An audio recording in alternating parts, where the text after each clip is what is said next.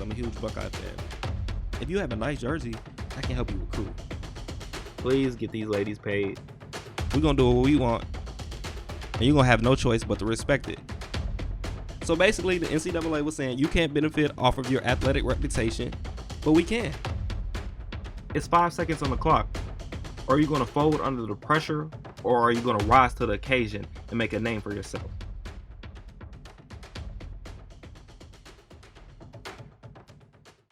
Welcome back to the 5 Seconds on the Clock podcast. I am your host, Brandon Williams.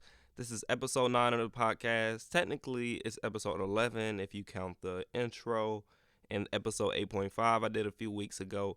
But officially, this is episode 9, and today I want to talk about competitive sports. I just have one question. Are competitive sports losing its competitive edge? So basically, I'm asking, is the sports landscape as competitive as it used to be? So let me tell you what sparked this conversation, this topic, this idea. So I work at a local radio station here in Dayton, Ohio. It's called ESPN 1410 Wing AM. It's a local ESPN station in Dayton, Ohio. And so one day we were on the air, and the host started to talk about this tweet from Joe Mixon. And he said he was kind of being like a fanboy. I just want to read the tweet directly for you guys.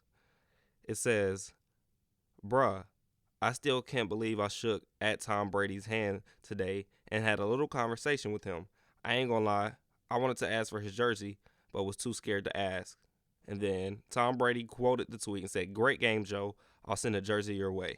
And then Joe Mixon said, "Oh man, I'm lost for words. Appreciate you," with the goat emoji and hashtag Bay Legend. And so then on the radio station, they were just saying how he was being like a fanboy, and they were talking about how players always swap jerseys now, and that's kind of like it's soft. It's something that wouldn't be done before. And then that just sparked something in my mind. I'm like, let me talk about this. Let me talk about the sports landscape in general, not just football. But, I will focus on football because that's what sparked the conversation.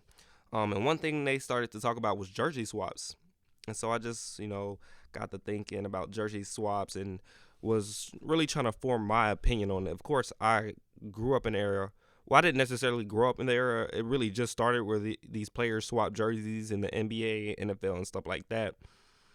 But I would say because I'm a part of the generation, especially the players that are coming in the league now, they're either younger than me or my age.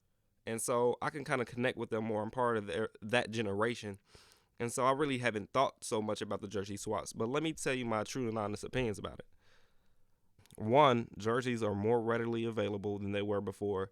I'm sure players only got a certain amount of jerseys, and you would have to make sure that they were washed and ready for the next game and stuff like that. But nowadays, it's mass production. You can just print it, put it on the back, put a number and a name on the back of the jersey.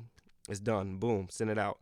And that's led to some players swapping multiple jerseys after a game. I saw Lamar Jackson do it earlier this season, and then I think I read something on Twitter where a couple of his former Louisville teammates or guys who are alums of Louisville, which is where Lamar went, of course, they wanted his jersey after the game, so he went ahead, let the team know that ahead of time to get more than one jersey. I think he might have even had like 3 out there that day. I think that's what I saw.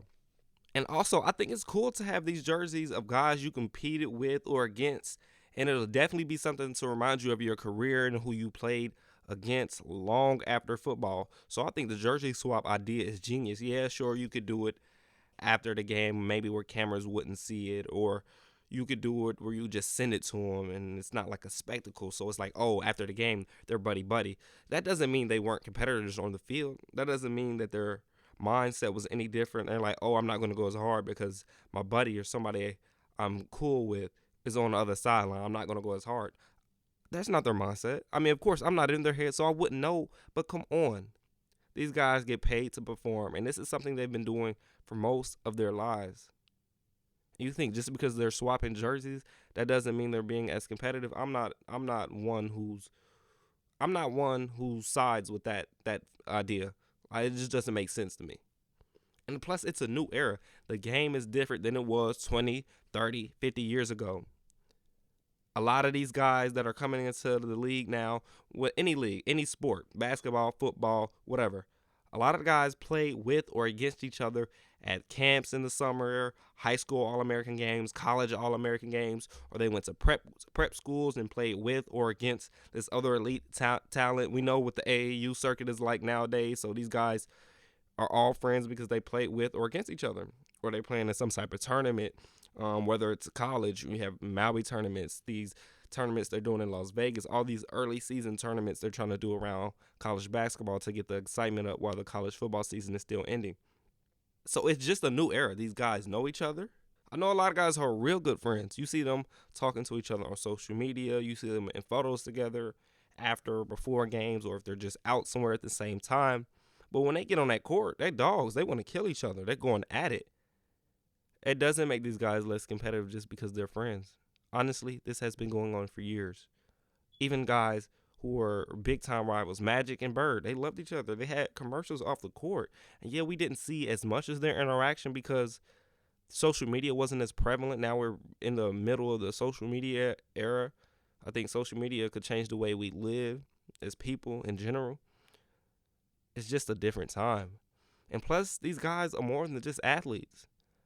And that's always been the case, but a lot of guys have just a different platform. Like I said, social media has changed a lot about the way we live. But these athletes are entrepreneurs, they're investors, and they're basically their own personal brands. You can use stuff like social media or other stuff you do in the community to build up your own personal brand. Yeah, of course, we want that guy who loves the game. They bleed the game. All they think about, they wake up and go to sleep thinking about the game. That's the kind of guy we want. The kind of guy who's a killer when he's on the field, on the court, the ice, etc. And you can still be that and still live your regular life.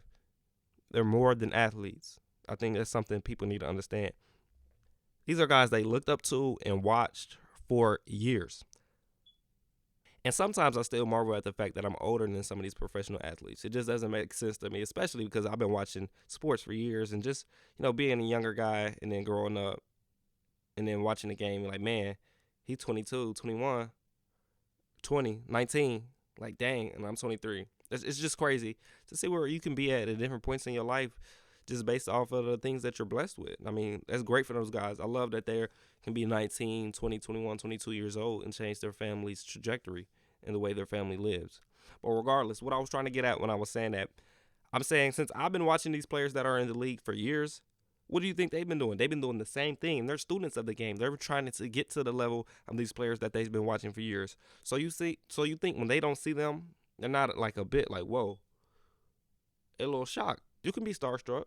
I mean, but don't let that affect how you play. But when you first see that person after the game, you can have that moment. You can have that moment. On the field, on the court, on the diamond, the ice, etc., you are competitors. But after the game, a little fandom, a little fanboy might come out of you. And I think that's okay. Because you're also thanking them, letting them know what they did for the game and how they inspired you. So it's fine. After the game, during the game, before the game, no, can't do none of that. Because you're a professional, you have to come do your job. You have to be ready to play and compete. But after the game, that's fine. Come on. We are all human. I feel like if you've been watching somebody for years, and then you get to a point in your life where you've done things, you progressed, and you finally get to see that person, and you get to see them in action, you get to see them perform. You don't just meet them, but you're playing against them. You're on the other sideline, potentially on the field at the same time as that person.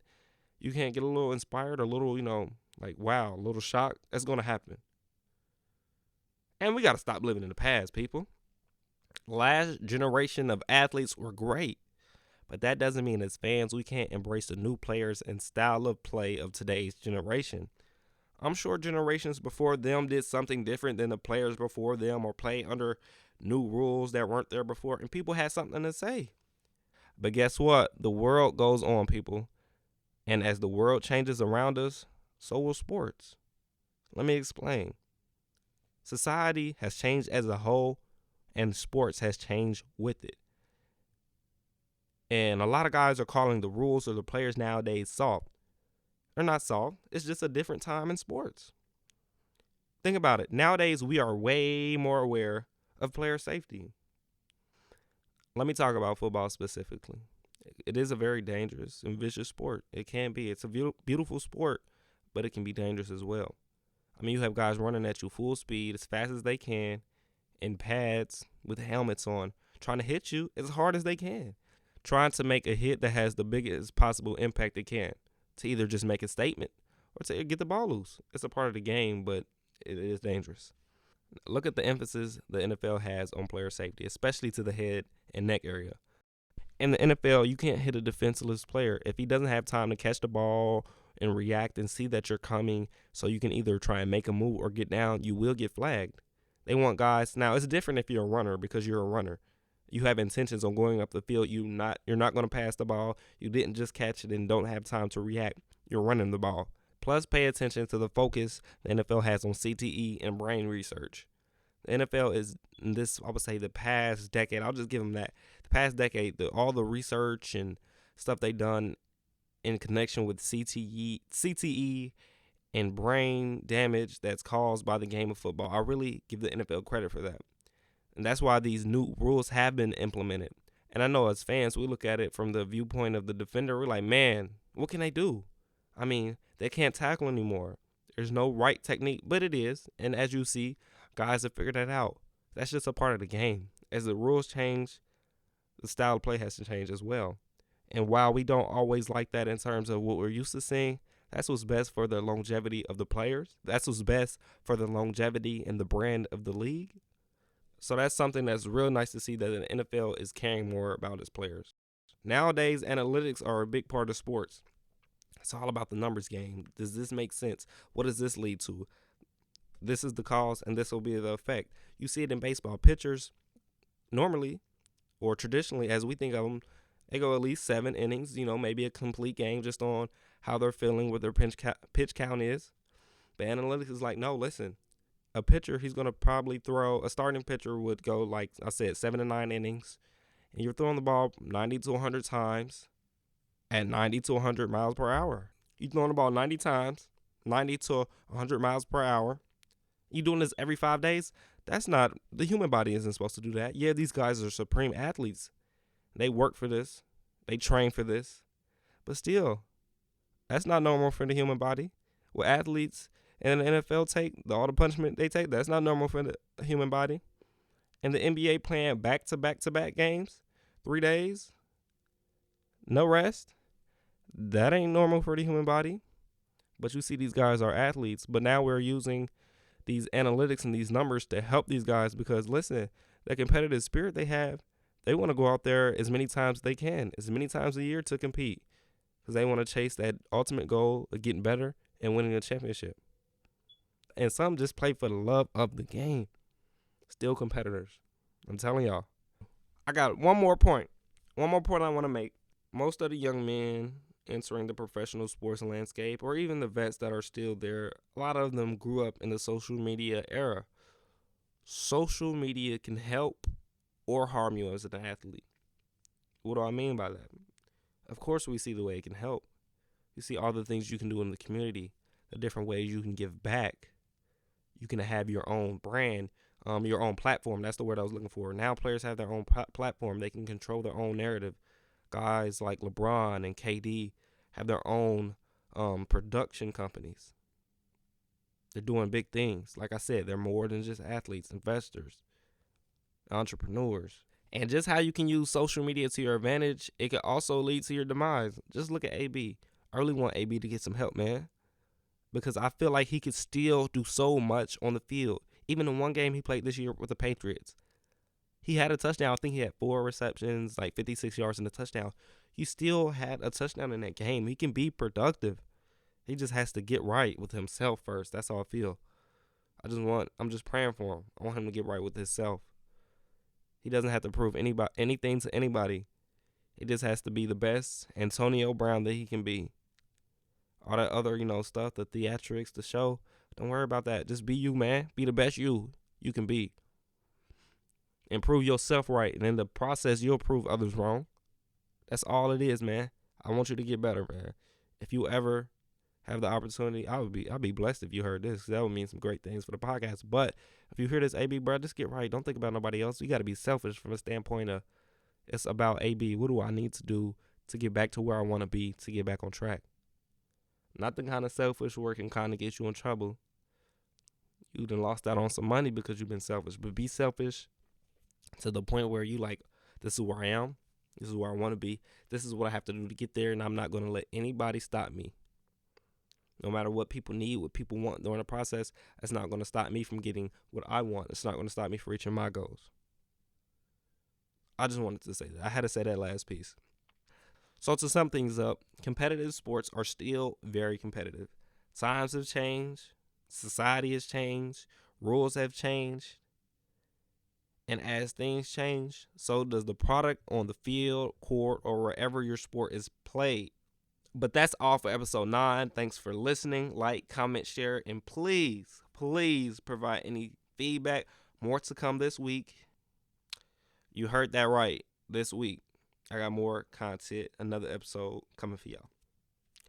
But signing off for the 5 Seconds on the Clock podcast, it's your boy, Brandon Williams. Ya dig?